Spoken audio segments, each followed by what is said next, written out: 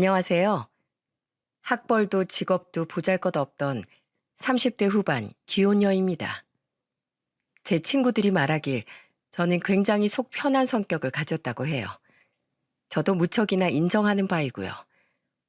저는 기분 나쁜 일이나 속상한 일이 있어도 웬만하면 뒤돌아서면 잊어버리는 편이거든요.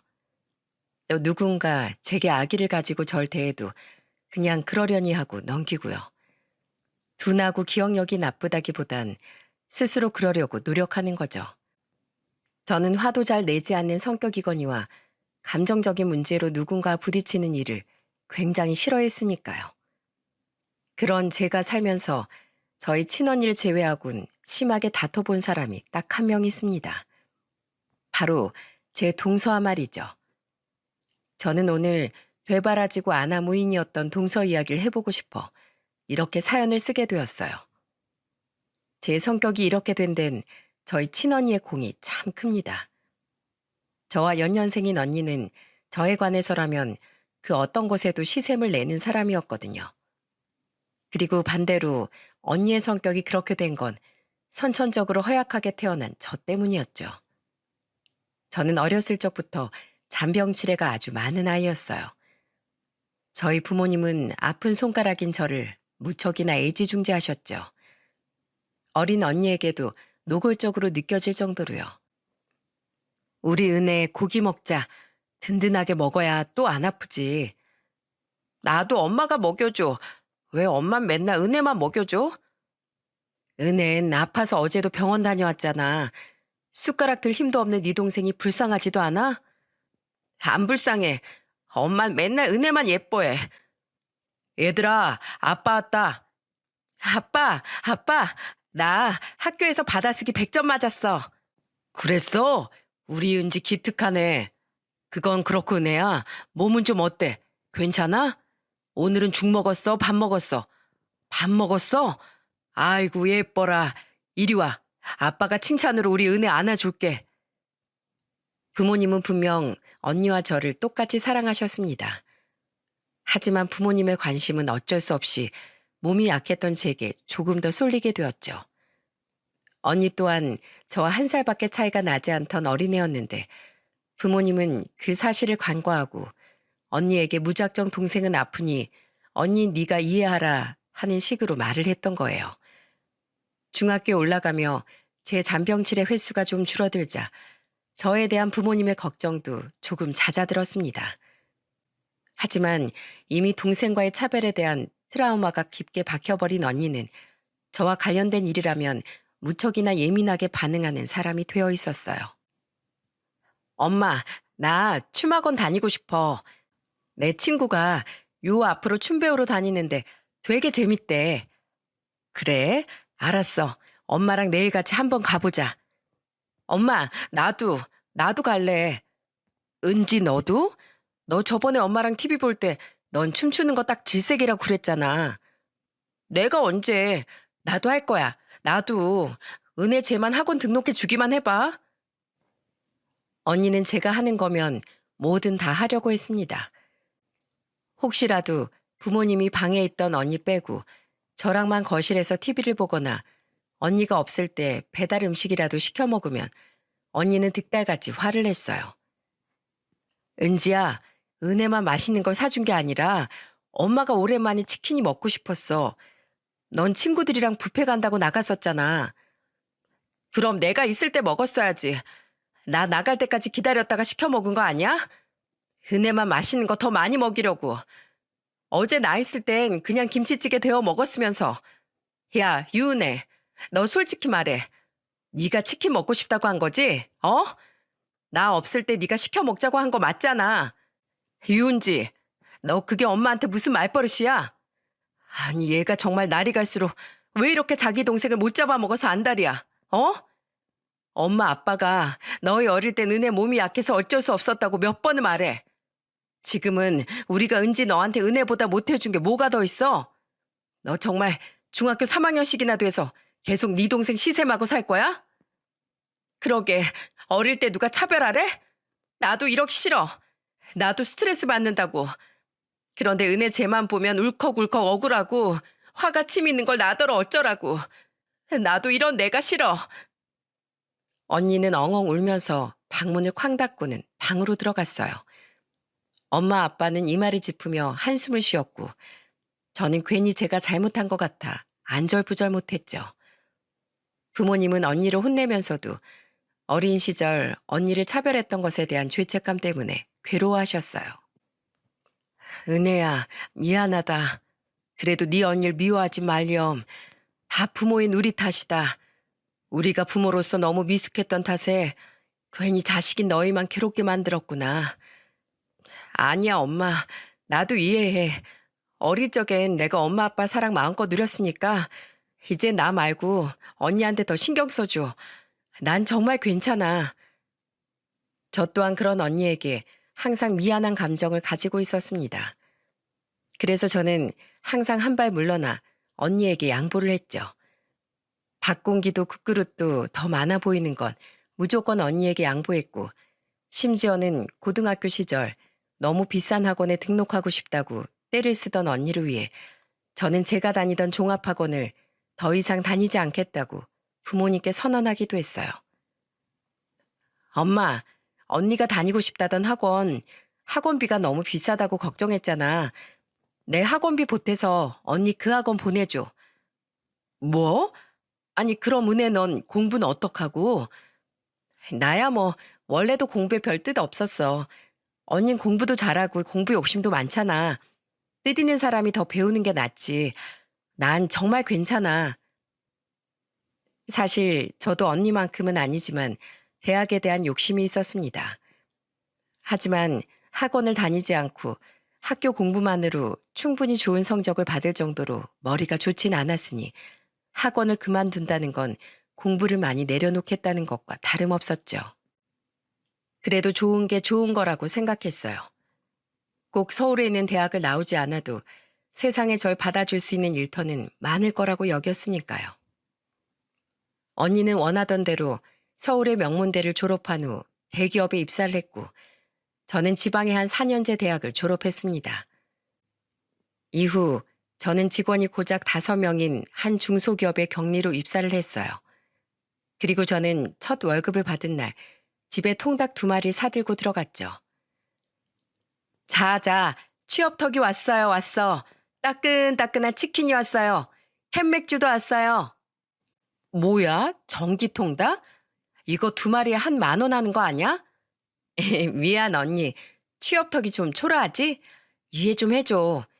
월급이 거의 최저임금 수준이라 그래. 중소기업이 다 그렇지 뭐. 그러니까 학교 다닐 때 공부 좀 열심히 하지 그랬어? 회사 이름이 뭐라고? 기억도 안 나네.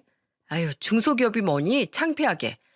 너 같은 것도 딸이라고 너 낳고 엄마가 미역국 먹었다. 순간 가슴이 턱 막혔습니다. 저는 한 번도 언니에게 양보를 하고 살아왔던 것에 대해 억울해하지 않았어요. 언니도 부모님도 스스로인 저까지도 탓해본 적도 없었고요. 그저 제가 할 수 있는 것 안에서 최선을 다하며 살았다고 생각했는데 언니의 말은 그동안 저 혼자 말없이 참고 견뎌온 수많은 행동들을 전부 부정하는 것 같았습니다. 저는 그때 언니에게 처음으로 크게 화를 냈어요. 지금 말 다 했어? 뭐? 창피해? 집이 그렇게 여유롭지 않은 상황에서도 언니가 누구 덕에 그 비싼 학원 다니면서 명문대까지 갈 수 있었는지 알아? 물론 언니도 노력했겠지. 근데 내 희생이 없었으면 언니가 지금 그렇게 잘 될 수 있었을까? 내가 누구 때문에 다니던 학원까지 그만두고 다 양보했는데 나 어렸을 때 엄마 아빠한테 더 관심 받고 자란 거 그거 언니한테 미안해서 그동안 언니가 나한테 아무리 불합리하게 굴고 내가 더 손해보는 일이 있어도 불평 한마디 안 했어. 아니, 오히려 내가 나서서 언니한테 더 양보하려고 노력했다고. 근데 어떻게 나한테 그런 말 할 수가 있어? 당장 나한테 사과해.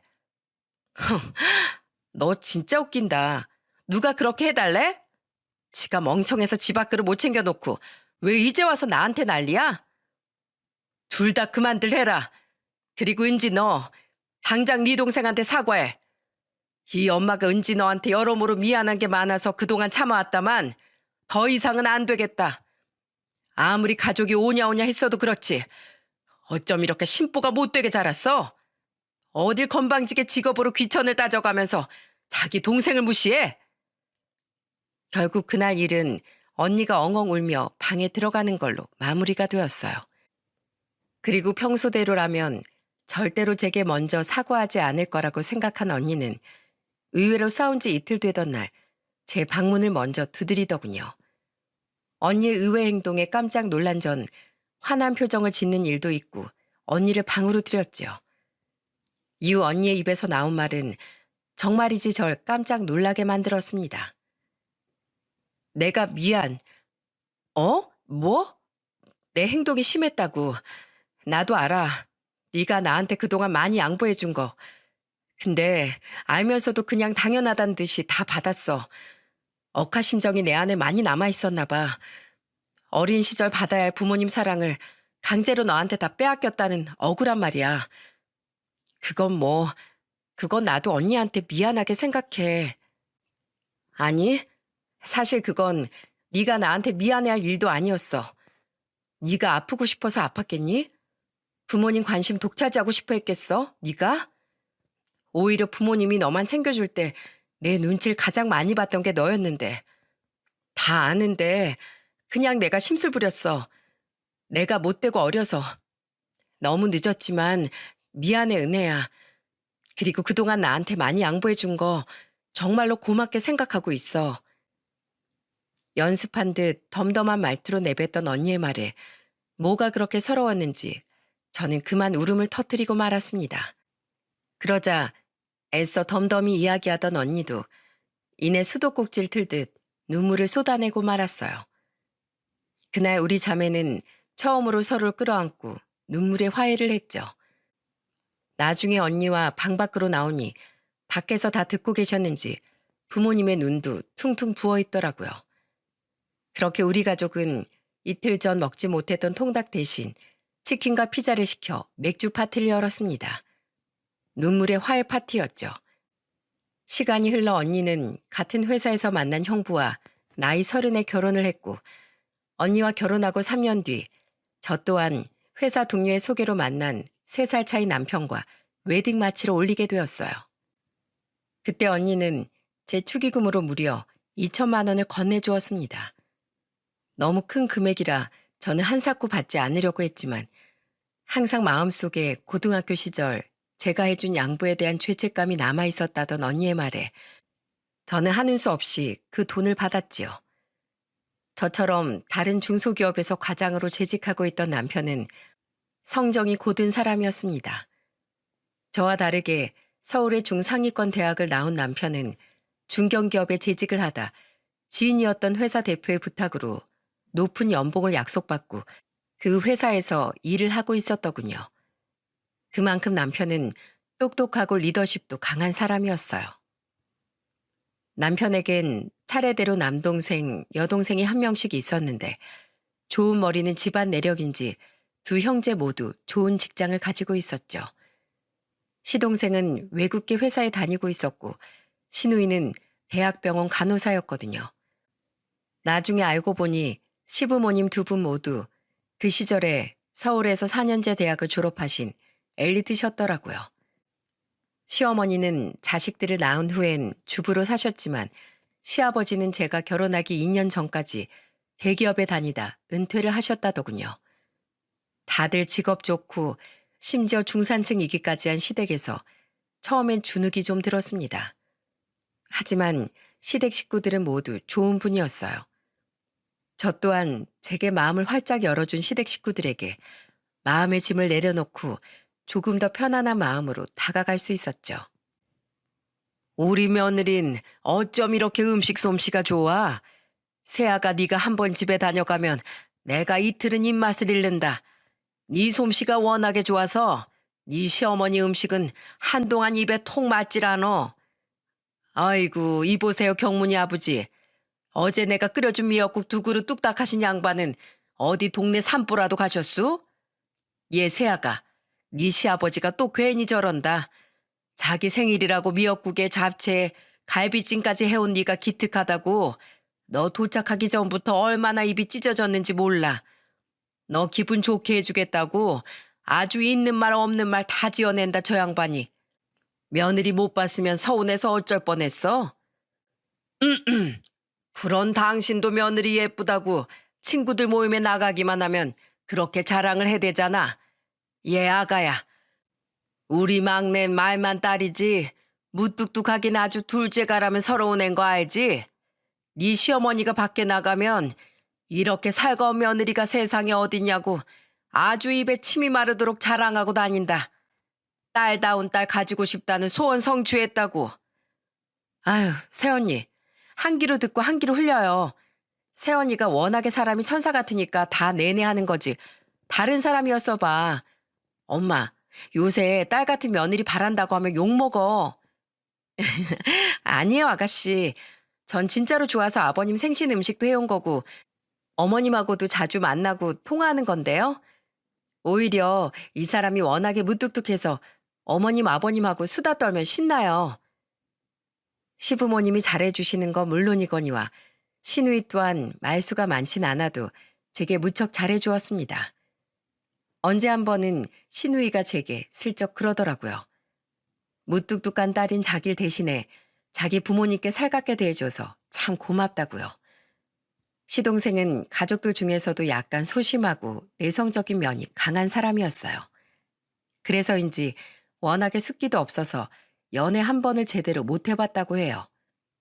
몇 번 만나긴 했지만 만나는 족족 차였다고 남편이 웃으며 이야기를 하더라고요. 경제캐, 아직도 쑥스러워서 당신한테 말도 먼저 제대로 못 걸잖아. 아니, 회사에서 말도 똑부러지게 잘하는 놈이 왜 그렇게 사석에선 쑥맥이 되는지 몰라.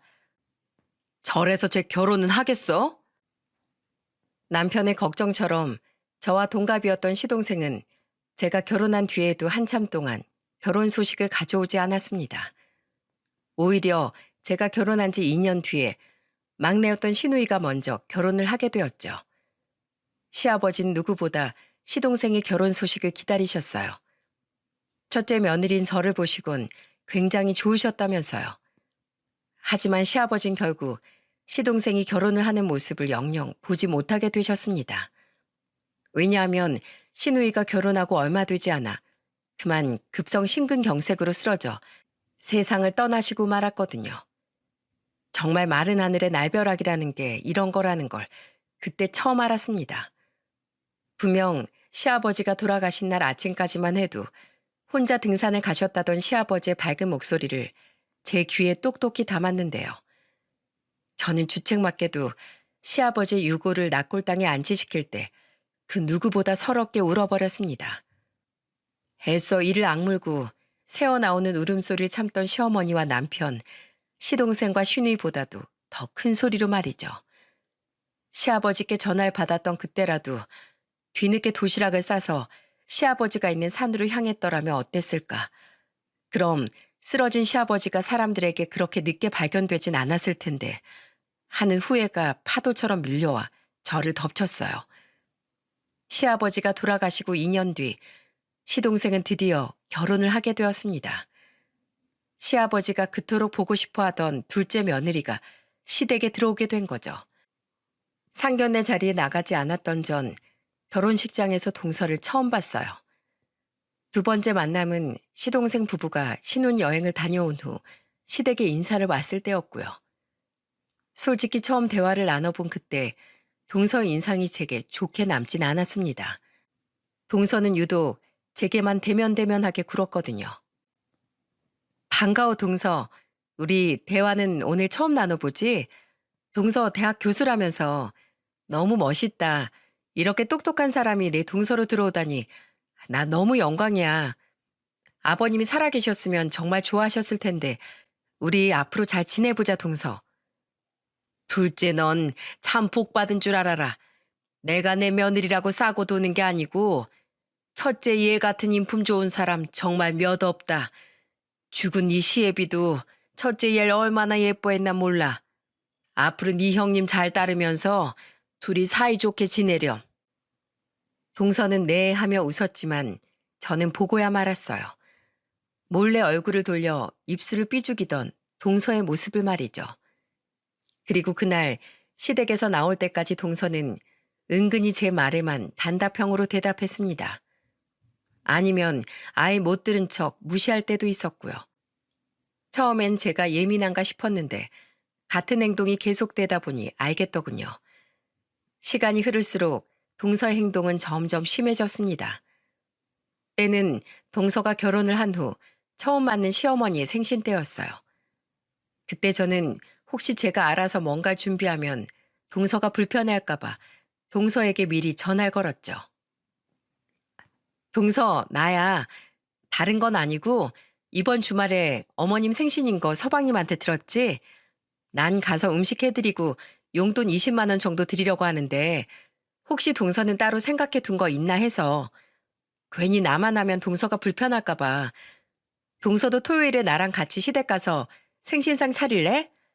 내가 미리 집에서 간단한 건 준비해 갈 테니까 너무 부담 갖지 말고. 생신상이요? 형님, 저 대학 교수인 거 모르세요? 중소기업 경린 형님이랑 다르게 저 무진장 바쁘거든요. 제 선물은 제가 알아서 할 테니까 형님은 형님 알아서 하세요. 아, 그리고 바빠 죽겠는데 쓸데없이 저한테 이렇게 전화도 하지 마시고요. 앞으로 진짜 중요한 일 아니면 그냥 아주버님 통해서 전달해 주세요. 어안이 벙벙했습니다. 옆에서 스피커폰으로 듣고 있던 남편도 황당한 표정을 숨기지 못하더군요. 나 뭐 잘못 말했나? 동서 기분 엄청 나빠 보였지? 재수 씨 예의를 밥 말아 드셨나? 나중에 경제한테 따끔히 말 좀 해야겠네. 남편은 그날 저녁 시동생에게 전화해 정말로 한 소리를 했어요. 그리고 그 주 주말 저는 동서에게 말한 대로 시댁으로 일찍 가 시어머니의 생신상을 차렸습니다. 이후 도착한 시동생 부부와 시누이 부부까지 다 함께 식사를 하는데 유독 동서가 음식에 대해 이리저리 품평을 하더라고요. 아우, 형님, 이 나물도 다 형님이 하신 거죠? 이렇게 짜게 먹으면 건강에 안 좋아요. 식구들 다 먹는 건데 신경 좀 써서 하시지. 둘째 새언니, 라면 하나 끓여드릴까요? 우린 다 맛있게 먹고 있는데 새언니 입맛에만 음식들이 다 안 맞는 거 보니까 새언니 우리 가족이랑 입맛이 좀 다르신가 봐요. 첫째 새언니, 전 너무 맛있어요. 이 많은 것들 혼자서 다 하느라 고생하셨어요. 저도 와서 도왔어야 했는데. 아니에요. 제가 하고 싶어서 한 건데요, 뭘. 동서, 내가 동서 입맛을 잘 몰랐어. 오늘 알았으니까 다음엔 좀 더 신경 쓸게. 동선이 싱겁게 먹는구나. 그래서 그렇게 날씬한가 봐. 나도 좀 본받아야겠어. 제 딴엔 그래도 분위기를 부드럽게 만들어 보려고 한 이야기인데 왜인지 동서는 자신에게 면박을 준 시누이보다 저를 더 짜증난다는 눈빛으로 째려봤습니다. 그때 알았어요. 아, 이유는 모르겠지만 저 사람은 그냥 내가 싫은 거구나 하고 말이죠.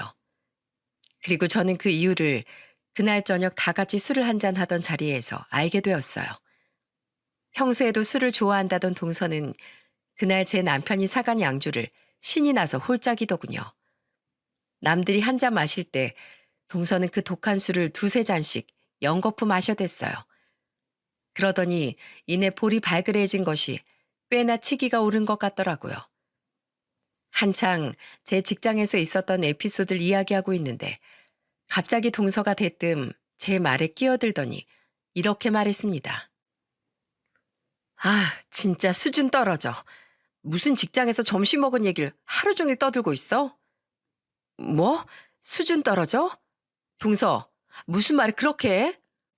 머리에 든 게 없으니까 입으로 나오는 얘기도 그렇게 하찮죠. 저랑 저희 부모님끼리 식사할 때만 해도 말이죠. 정치며 세상 돌아가는 얘기가 대부분이라고요. 아시죠? 저처럼 저희 부모님도 모두 대학 전임 교수 출신인 거. 제가 계약직도 아니고 전임 교수 되느라 얼마나 힘들었는지 아세요? 배울 만큼 배운 집안이라고 해서 수준 많은 사람들만 있을 줄 알고 남편이랑 결혼한 건데 이렇게 수준 떨어지는 사람이 집안에 떡하니 미운 돌로 박혀 있을 줄 누가 알았겠어요? 지잡대 나와서 중소기업 경린하는 주제에 지가 뭐라도 되는 양 하루 종일 떠들어대긴. 저기요 재수 씨, 말이 너무 심하잖아요. 당장 제 아내한테 사과하세요. 예, 세아가, 너 너무 취했다. 경재야, 네 마누라 얼른 방으로 데리고 들어가서 좀 재워라. 홀짝홀짝 잘 마시길래 내버려뒀더니 깜냥도 안 되는 술을 왜 저렇게 많이 마셨다니?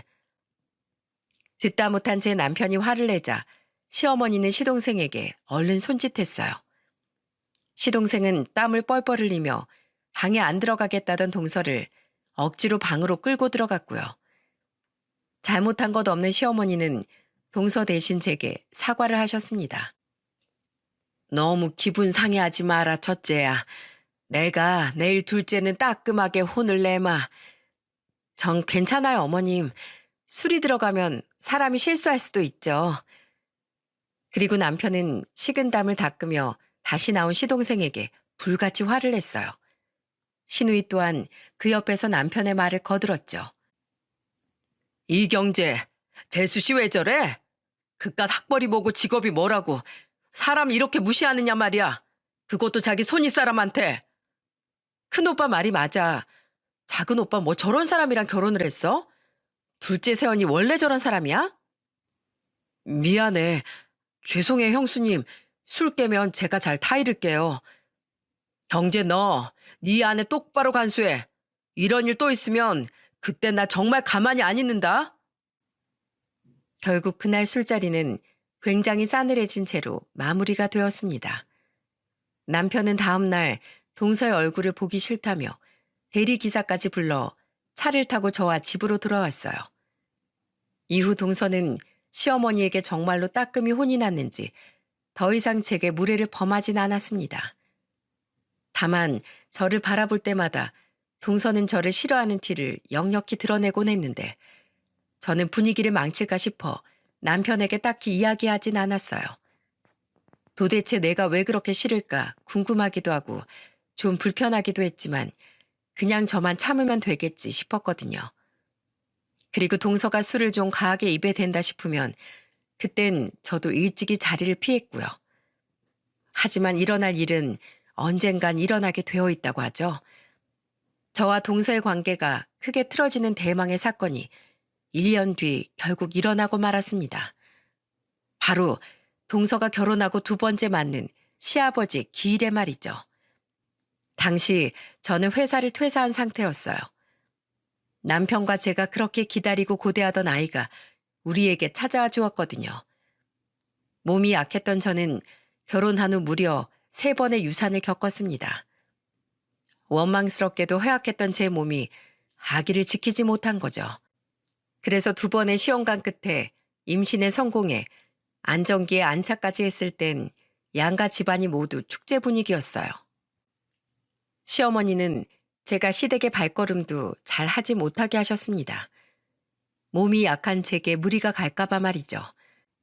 대신 시어머니는 일주일에 한 번씩 음식과 임산부 몸에 좋다는 각종 보약들을 저희 집으로 바리바리 싸다 날라주셨어요.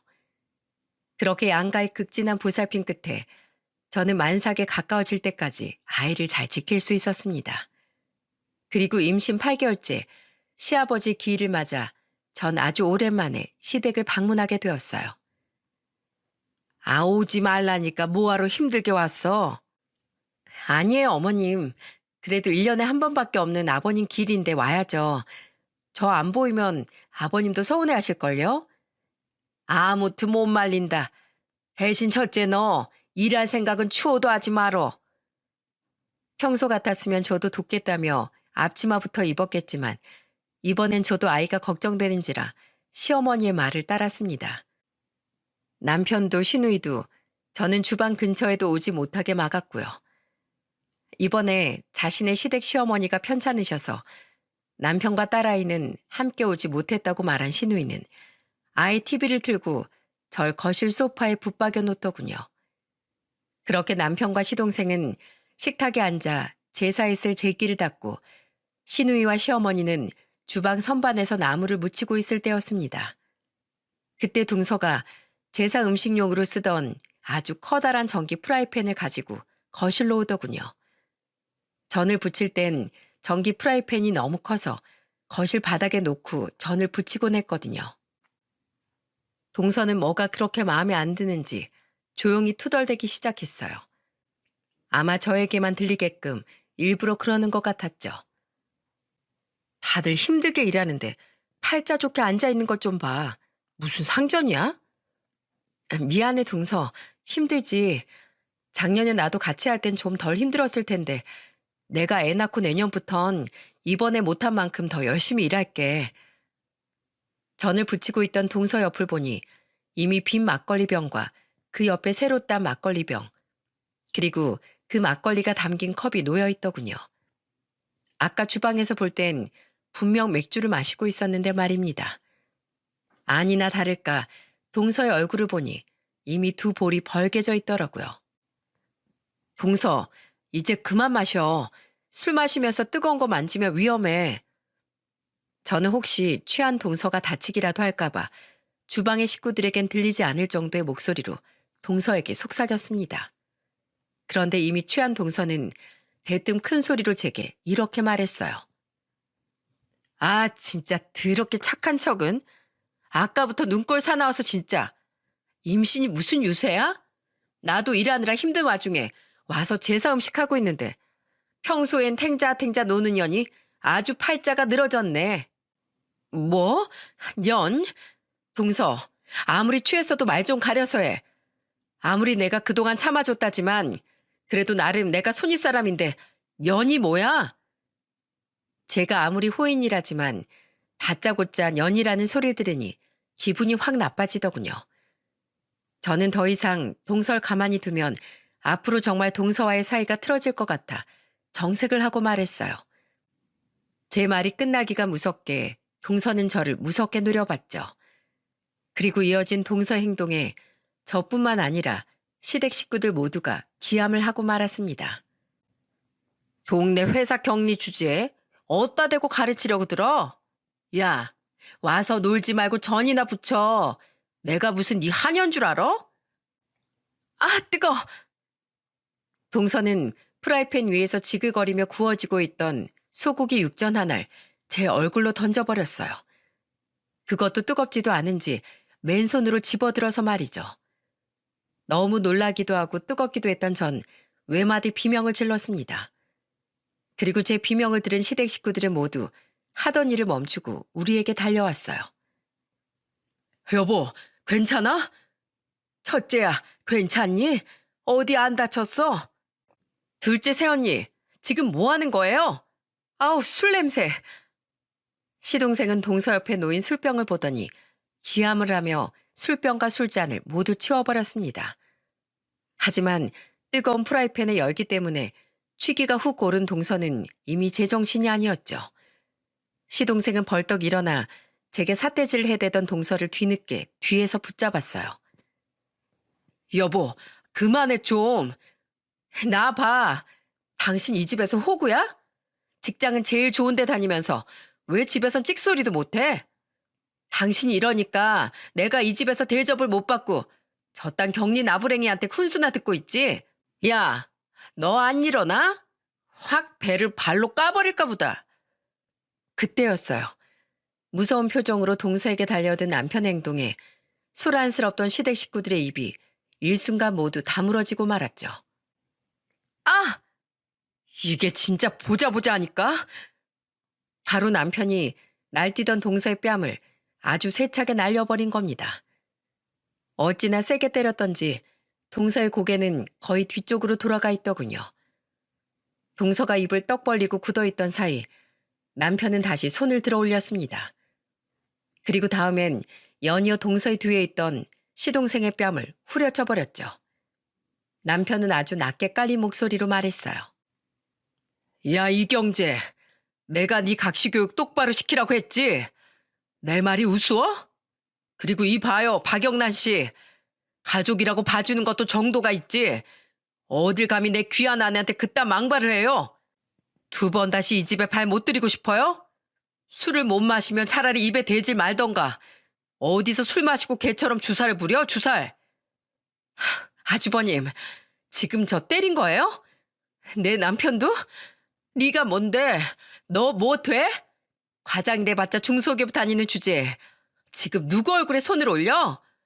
나 이거 고소할 거야. 고소할 거라고. 해봐, 어디. 진짜 가짜나서 고소할 거면 이 악물어. 기왕 고소당할 거 몇 대 더 패버리라니까. 당신이 대학 교수면 다야? 학생 가르친다는 사람이 인성부터 갖춰야지. 어디 되먹지 못하게 직업 운운하면서 사람을 무시해? 내 아내, 당신 말처럼 중소기업 격리여도 인품은 어디 내놔도 안 빠지는 여자야. 너 같은 인간 말종이랑은 비교도 안 되는.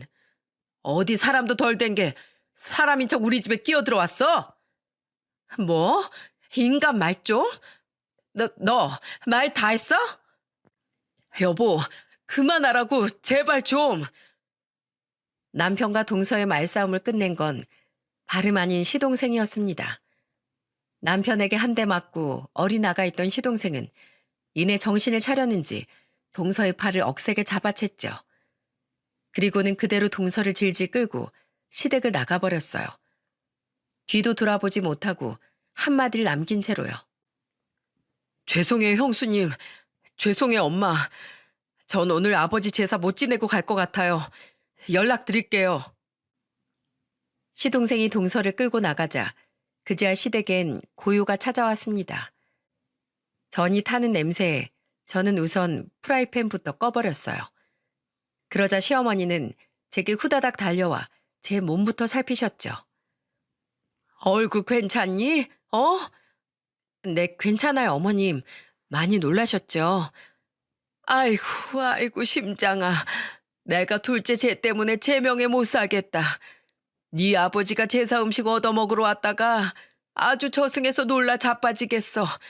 대체 이게 무슨 일이니? 집안에 여자 하나 잘못 들어와서 매번 이게 무슨 난리냐 말이야. 내 말이 진짜 저 여자 미친 거 아니야? 뭐? 첫째 새언니 배를 발로 까? 저게 대학 교수식이나 된 여자 입에서 나올 소리야? 뭐 저런 무식한 여자가 다 있어?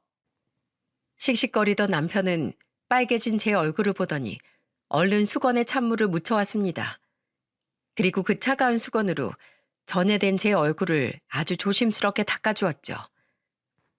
내가 이경재 저걸 가만두나 봐. 진짜 이거 흉 남는 거 아니겠지? 안 뜨거워, 여보? 괜찮아, 정말로. 이리 줘. 내가 닦을게. 그날 우리는 아주 조용히 조촐하게 시아버지의 제사를 지냈습니다. 그리고 시어머니와 시누이는 저와 남편을 제사가 끝나자마자 불이 나게 돌려보냈어요. 얼른 가서 쉬거라. 뱃속에 아기가 얼마나 놀랐겠니? 자, 여기 전하고 나물 좀 샀으니까 가지고 가. 그리고 다음 날 남편은 연차까지 쓰고 절 데리고 산부인과에 다녀왔습니다. 혹시라도 아기에게 이상이 생겼을까 봐서요. 다행히 저도 아기도 아무 이상 없이 건강했어요. 그제야 남편은 안도의 한숨을 쉬더군요. 그리고 그날 저녁 시동생은 잔뜩 지친 표정으로 저희 집에 찾아왔어요. 시동생은 집에 들어오자마자 제 앞에 풀썩 무릎을 꿇더라고요. 형수님, 죄송해요. 제가 입이 10개라도 참아 드릴 말이 없어요. 야, 이경재, 왜 그 여자 안 오고 너만 와서 이래? 그리고 시동생의 입에서 나온 말은 참 경악스러웠습니다. 아침에 술이 깬 후 당장 저에게 사과하라는 시동생의 말에 동서는 도리어 뻔뻔하게 나왔다더군요. 저 그 사람한테 처음으로 화낸 거거든요. 형수님도 아시잖아요. 저 일할 때 아니면 엄청 소심한 거. 그래도 이번엔 정말 안 되겠다 싶어서 형수님께 무릎 꿇고 안 빌면 당장 이혼이라고 말했는데 그 사람이 그러더라고요. 자기가 왜 한창 급 낮은 사람한테 먼저 머리 숙여야 하냐고. 안 그래도 형수님한테 형님 소리 하기 싫었는데 차라리 잘 됐다고. 앞으로는 얼굴 안 보고 살겠다고 저한테 도리어 큰 소리 치는데 그때 저 오만정이 다 떨어졌어요.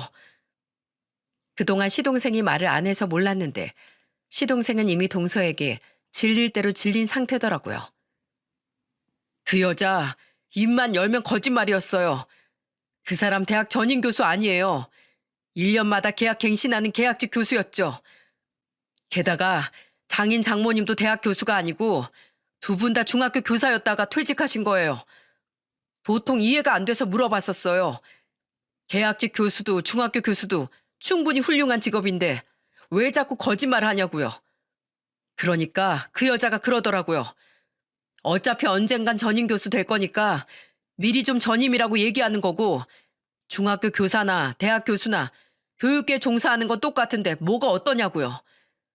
괜히 사실이 아니라고 말 꺼내서 자기 망신시키면 저 가만 안 둘 줄 알라고 얼마나 저한테 으름장을 놨나 몰라요.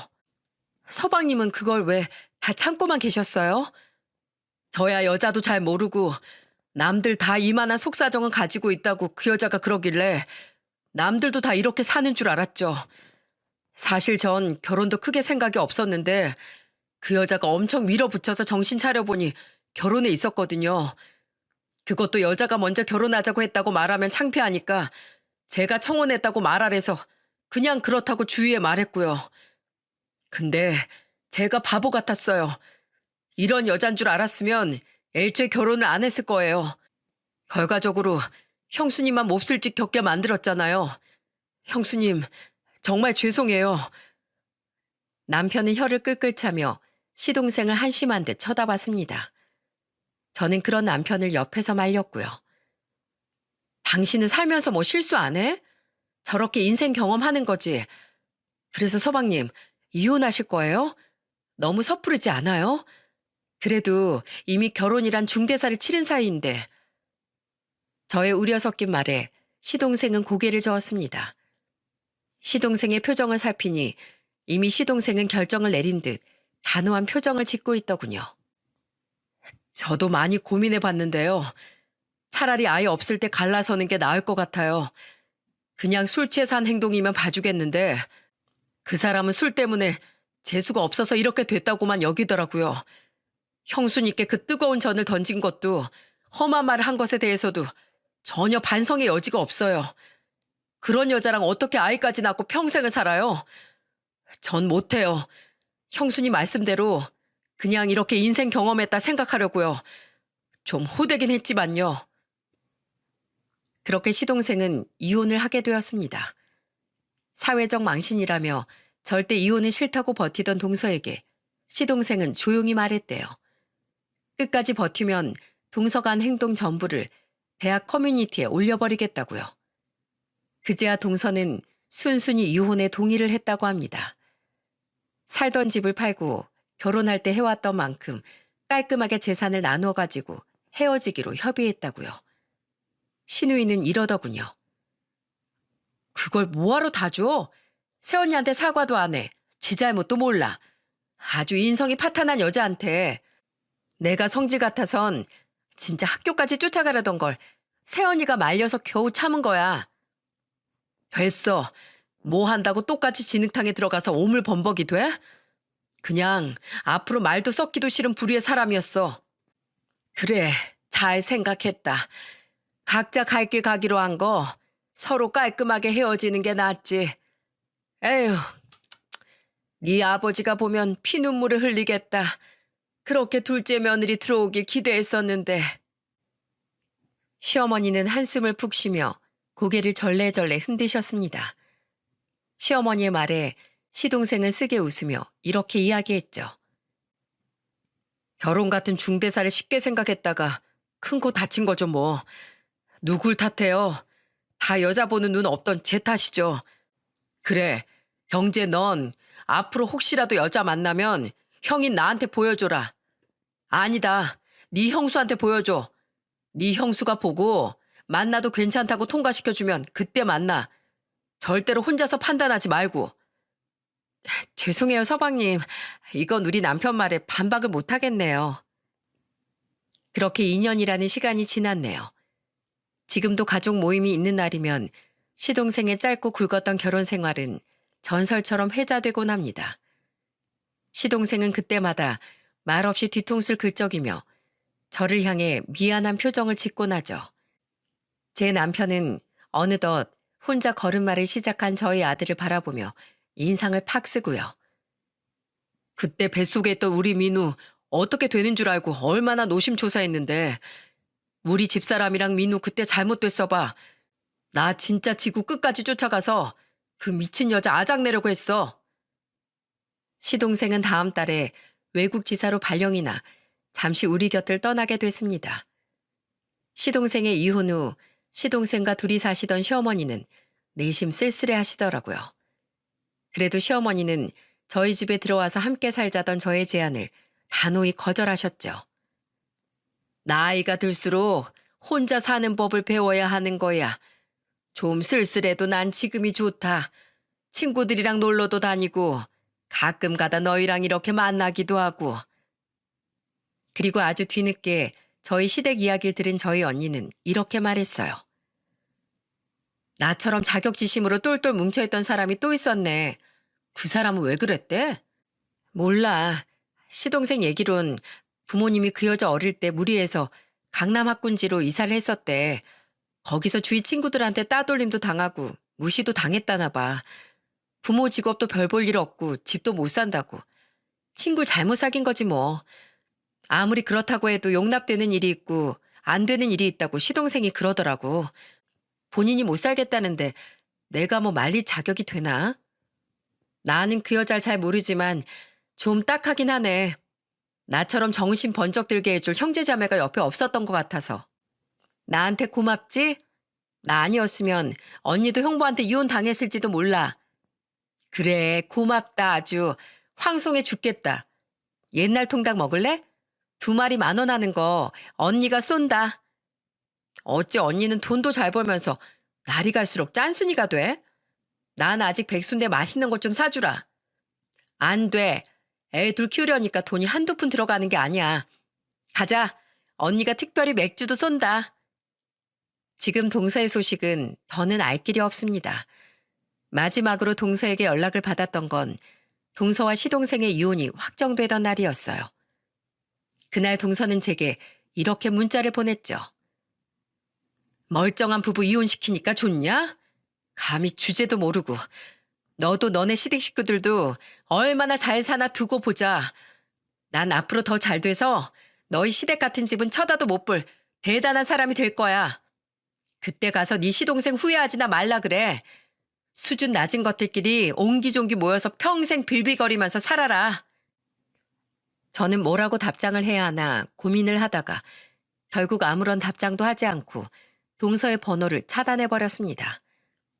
저는 나름 동서가 불쌍했거든요. 하지만 그렇다고 동정의 문자를 보내기에도 아니면 똑같이 악담을 하기에도 전부 개운치 않았죠. 답장을 하지 않았다는 제 말에 남편은 이를 뿌듯 갈긴 했지만 제게 잘했다고 말해줬네요. 여러분, 자격지심을 겪어보신 적 있나요? 저도 이곳에 따로 적진 않았지만 살면서 작은 내적 갈등 정도는 아주 많이 겪어보았습니다. 다들 그렇잖아요. 남에 비해 내 처지가 나빠 보이기도 하고 제가 갖지 못한 걸 남이 가지고 있으면 부럽기도 하고요. 때론 내 자신이 아무리 발버둥 쳐도 가닿지 못할 상대를 만나게 되면 질투심이 들기도 하죠. 하지만 그렇다고 우리 그런 못난 마음에 잠식되진 않기로 해요. 바로 제 전 동서처럼 말이죠. 조금은 힘들더라도 우리 힘을 내서 그 어두운 감정을 반대로 자기 자신을 발전시킬 수 있는 에너지로 만들어 보자고요. 우린 충분히 그만큼 건강하고 바른 사고를 할 수 있는 사람이니까요. 그 시기를 이겨냈을 때 우린 이전보다 우리 자신을 더 사랑하고 자랑스러워 할 수 있는 사람이 될 수 있겠죠. 그럼 저의 긴 사연을 들어주셔서 감사드리며 이만 글을 마치겠습니다.